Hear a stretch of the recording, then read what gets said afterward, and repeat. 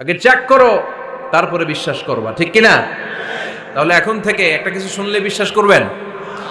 একজন এসে বলল, ভাইজান আপনার মেয়েরে দেখলাম আরেক ছেলের সাথে বাজারে ঘোরাফেরা করে, ওই রমনার বটমূলে দেখলাম আপনার মেয়ে আরেক ছেলেরে নিয়ে ফষ্টি নষ্টি করে, লোকের কথা বিশ্বাস করে বাসায় যে মেয়ের চুলের মধ্যে ধরে মাইর, আইজো মার কাইলো মাইর। এরকম হইতে পারে না?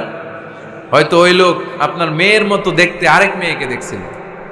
এরকম হয় কিনা সমাজে? একজন এসে বললো, ভাই আপনি এখানে ভাবিরও তো দেখলাম ওই জায়গায় আরেক লোকের সাথে ঘোরাফেরা করতেছে, খবর রাখেন না বাসা? আপনি রেগে মেগে, ঘটনা কি? আমার খেয়ে আমার পরে আরেকজনের সাথে, যে এই বাড়িতে যে মায়ের কোনো কথা নেই। দেখবেন যে ছোট্ট মারামারি থেকে এই ঘটনা অনেক সময় বিচ্ছেদ বা ডিভোর্স পর্যন্ত গড়ায়, ঠিক কিনা? ওই যে শোনা কথায় কান দিচ্ছেন, ফাতাবাইয়ুন, আপনি চেক করেন নাই। হয়তো আপনার স্ত্রীর মতো দেখতে বা আপনার স্ত্রী যে জামা পরে, যে পোশাক পরে, এরকম পোশাক পরে আরেক নারীকে দেখছে, আপনার বউ না এটা। আপনার মেয়ের ব্যাপারে যে তথ্য দিয়েছে এটা সঠিক নয়, সে আপনার মেয়ের মতো আরেকটা মেয়েকে দেখেছে, এসে আপনার কাছে বলে দিছে, আপনিও বিশ্বাস করছেন। ভেজাল আছে না নাই? এই ভেজালগুলোকে থামানোর জন্য কোরআনে এই বিধানগুলো নাজিল করেছে কে? তাহলে ফরিদপুরের ভাইয়েরা, সমাজটারে সুন্দর রাখার তথ্য একটা শুনলেই বিশ্বাস করবেন না। সিলে কান নিয়ে গেছে শুনলেই সিলের পিছনে দৌড়, নাকি? কি করবেন? আগে কানে হাত দিয়ে একটু দেখবো কান দুইটা আছে না নাই, তারপরে চিলের পিছনে দৌড়াবো। তাহলে এখন থেকে আমরা তথ্য একটা শুনলেই বিশ্বাস করব। তাহলে কি করবেন? বলতে হবে কি করবেন? যাচাই বাছাই, জাস্টিফিকেশন অফ দ্য নিউজ। কোন নিউজ জাস্টিফিকেশন ছাড়া আমরা প্রচার করব, বিশ্বাস করব, শেয়ার করব না। আল্লাহ বললেন, ইয়া আইয়ুহাল্লাযীনা আমানু লা ইয়াসখার কওমুম মিন কওম। ওহে আমার ঈমানদার বান্দারা, শোনো শোনো, খবরদার কখনো কোনো মুমিন বান্দারে ঠাট্টা করো না, অবজ্ঞা করো না, ঠাট্টা করো না। তার মনে কষ্ট হয় এমন কোনো কথা তারে বলো না। Never scoff of anybody. কাউকে নিয়ে ঠাট্টা করবেন না, তার দেহ নিয়ে, তার আকৃতি নিয়ে, তার বংশ নিয়ে। এক লোকের বাবা ছিল চোর, কিন্তু তার ছেলে অনেক ভালো। আপনি কি তারা বলতে পারবেন তুই চোরের ঘরের চোর? বলতে পারবেন? চুরি করছে বাবা, ওর কি দোষ? কথা বলেন। এগুলো কবিরা গুনাহ। আওয়াজ করে বলেন তো, কি গুনাহ? কবিরা গুনাহ। কারো আকৃতি নিয়ে, আমার ফরিদপুরের কলিজার টুকরা যুবক ভাইরা, কারো আকৃতি নিয়ে কখনো অবজ্ঞা করবে না, তুচ্ছ জ্ঞান করবে না। এটা কবিরা গুনাহ, এটা আল্লাহ খুব অপছন্দ করেন। এর কারণ আকৃতিটা আমাদের হাতে নাই। আমাদের কারো নাক লম্বা, কারো খাটো, আমরা কেউ কালো, কেউ সাদা, আমরা কেউ স্মার্ট, কেউ অন্যরকম। তো এই যে আমাদের এক এক ধরনের আকৃতি, এটা কি আমি বানাইছি? আপনি বানাইছেন? দিছে কে? এই জন্য কারো দেহের গঠন নিয়ে যদি আপনি অবজ্ঞা করেন, এটা প্রক্ষান্তরে আপনি স্রষ্টাকে নিয়ে অবজ্ঞা করলেন। কারো দেহের আকৃতি নিয়ে যদি আপনি তুচ্ছ করেন, তাকে তুচ্ছ করেননি, আমার রবকে আপনি তুচ্ছ করেছেন। চিল্লায় বলেন ঠিক কিনা? খবরদার, তুই কালু, তুই লম্বু, তুই মোটু, তুই কানা, তুই রোহিঙ্গা, আছে না নাই? ইদানিং ইদানিং এটা খুব চলে। এই রোহিঙ্গা নামটা আছে না? ফরিদপুরে এগুলো ঢুকে নাই না? আমাদের ওইদিকে দেখি কি অবস্থা, কারোর সাথে কেউ লাগলে তুই রোহিঙ্গা। কি আশ্চর্য, এই গালি কবে আসলো? হ্যাঁ, অনেক ধরনের গালি। ঢাকায় আর একটা চলে ফইন্নির ভূত, কি বলে? এই এগুলো আগে শুনি নাই আমরা, রিসেন্ট এগুলো বলা শুরু করছে। ফইন্নির ভূত, রোহিঙ্গা না, এগুলো বলে আপনি কাউকে অবজ্ঞা করতে পারবেন? পারবেন না। খবরদার, এটা কবিরা গুনাহ, এটা ছোট গুনাহ মনে করবেন না। কারণ আকৃতি নিয়ে তুচ্ছ করা যায় না, কারণ আকৃতি দান করেছে কে? হুয়াল্লাযী ইউসাউইরুকুম ফিল আরহামি কাইফা ইয়াশা, লা ইলাহা ইল্লা হুয়াল আজিজুল হাকীম। তিনি এমন সত্তা, যিনি তোমাদের চেহারার অবয়ব দিয়েছেন, তোমাদের আকৃতি দান করেছেন তখন যখন তোমরা মায়ের পেটের ভেতরে ছোট্ট জোকের মতো ছিলা। মায়ের পেটের ভেতরে আমরা যখন সবাই এত ছোট্ট, তখনই আমাদের চেহারার আকৃতি দিয়েছে কে? কে সুন্দর হব, কে ছেলে হব, কে মেয়ে হব, কে মোটা হব, কে চিকন হব আমার ইচ্ছা হয়েছি? আওয়াজ করে বলতে হবে, কার ইচ্ছায়?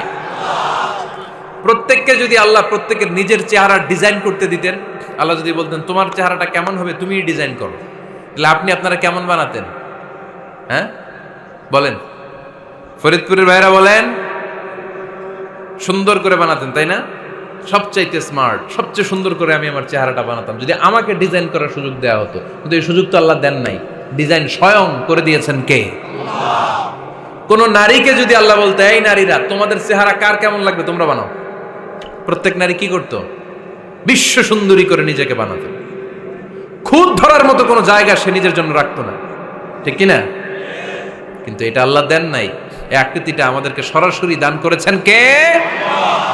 খবরদার, আমাদের অনেকে বিকলাঙ্গ, আমাদের অনেকের হাত ছোট, পা বড়, দেখতে মোটা, কেউ চিকন কেউ কালো। খবরদার, কারো আকৃতি নিয়ে কখনো কোনো অবজ্ঞার সুরে, ঠাট্টার সুরে কোনো কথা আমরা বলবো না। রাজি আছেন? সবাই রাজি আছেন?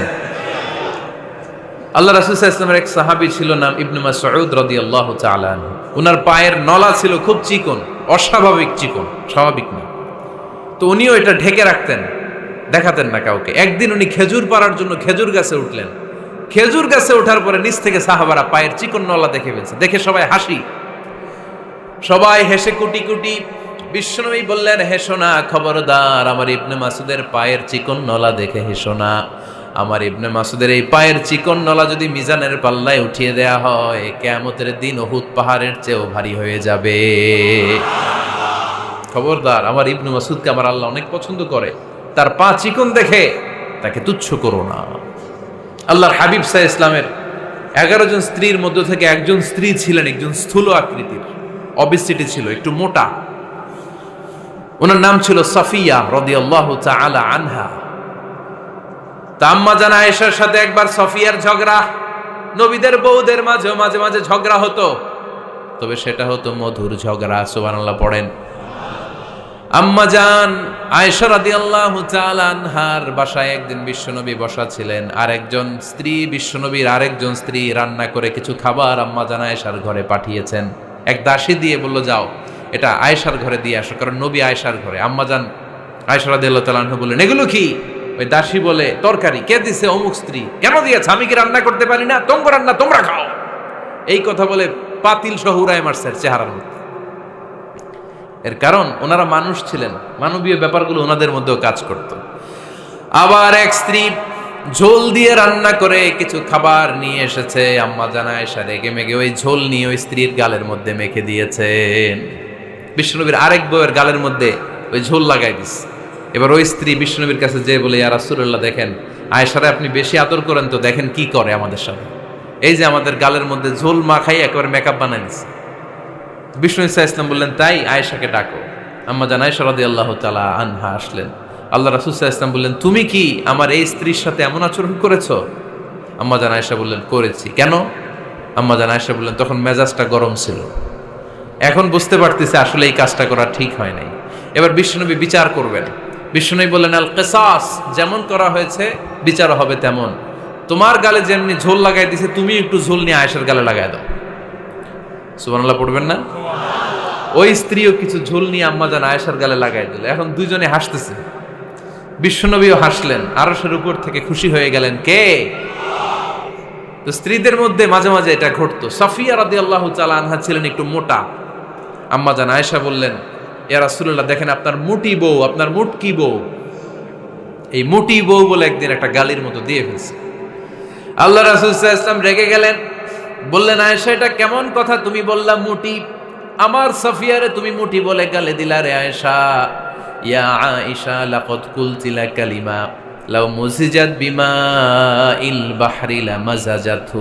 এমন একটা মন্তব্য তুমি সাফিয়ার ব্যাপারে করে ফেলেছো রে আয়েশা, এই কথাটা যদি সাগরের নীল পানির মধ্যে ছেড়ে দেয়া হয়, এই কথার পঙ্কিলতার কারণে, এই কথার কর্দমাক্ততার কারণে, এই কথার পঙ্কিলতার কারণে সাগরের সব পানিগুলো মুহূর্তের মধ্যে কালো হয়ে যাবে।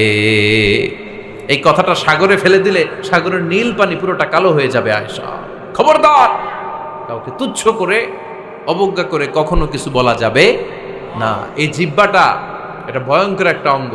বেশিরভাগ পাপ এই জিহ্বা দিয়ে হয়। কি দিয়ে হয়? এজন্য সাহাবারা জিহ্বা ধরে মাঝে মাঝে জিহ্বার মধ্যে ব্যাত মারতেন। আর বলতেন জিহ্বা তোর জন্য আমি আটকে যাব কিয়ামতের দিন। আমলিক আলাইকা লিসানাক, নিজের জিহ্বার মালিক নিজে হন। আপনার জিহ্বার মালিক যেন শয়তান না হয়ে যায়। জিহ্বা আপনার, শয়তানের ভাষায় আপনি কথা বলেন কেন? খবরদার, প্রতিটা কমেন্ট, প্রতিটা কথা, প্রতিটা মন্তব্য, এগুলোর ব্যাপারে কিয়ামতের দিন পাই টু পাই করে আপনার কাছে আল্লাহর সুপ্রিম কোর্টের কাঠগড়ায় দাঁড় করিয়ে আপনারা জিজ্ঞেস করবে কে? এজন্য বিশ্বনবী বলছেন মাইয়াদমানলি মা বাইনা লিহিয়াইহি ওয়া মা বাইনা রিজলাইহি আদমান লাহুল জান্নাহ। আমার কোন উম্মত যদি দুইটা অঙ্গের গ্যারান্টি আমারে দেয়, আমি আমার উম্মতকে জান্নাতের গ্যারান্টি দেব। দুইটা অঙ্গের, একটা হলো জিহ্বা আর একটা লজ্জাস্থান। দুই চোয়ালের মাঝে যা থাকে লিজ্জা জিহ্বা, আর দুই পায়ের মাঝখানে যা থাকে লজ্জাস্থান। এই দুইটা অঙ্গের গ্যারান্টি যদি বিশ্বনবীকে আপনি দেন যে নবী জিহ্বা আর লজ্জাস্থান এই দুইটা অঙ্গের কোনো পাপ আমি করব না, নবী বলে আমি দুনিয়ায় তোমার জান্নাতের গ্যারান্টি দিলাম। এজন্য জিহ্বাটারে সামলান, যা মনে চায় বললেন না। খবর আছে না নাই? খবর আছে। মা ইয়ালফিযু মিন কাউলিন ইল্লা লাদাইহি রাকীবুন আতীদ। যা মুখ দিয়ে বের হয় লিখে রাখার জন্য দুইজন ফেরেশতা রেডি করে রেখেছে কে? চিল্লায় বলেন। যতদিন আমরা বেঁচে থাকবো ততদিন থাকবে আমাদের কাঁধে। আমরা মরে যাবো, এই ফেরেশতারা উড়াল দিবে, ঠিক কিনা? দুই কান্দে জি ছিল যে তোমার দুইজনা পাহারা, তোমারে একলা থইয়া পালাইছে তাহারা। তোমার আটকুঠুরি নয় দরজা বন্ধ এবার হলো রে হলো। মুখে আল্লাহ রসুল সবে বলো, ও মুখে আল্লাহ রসুল সবে বলো। দুয়ারে আইসাছে পালকি নাই হরি গাও তোলো রে তোলো। মুখে আল্লাহ রসুল সবে বলো, ঠিক না? এজন্য সাবধান। আমলিক আলাইকা লিসানাক, নিজের জিহ্বার মালিক নিজে হন। মন যা চায় মুমিন তখন ইচ্ছা মতো মন মতো কোনো মন্তব্য ছুটতে পারে না। বিশ্বাসী বলে যদি নিজেকে দাবি করেন, নিজের জিহ্বার মালিক নিজে থাকার দরকার আছে না নাই?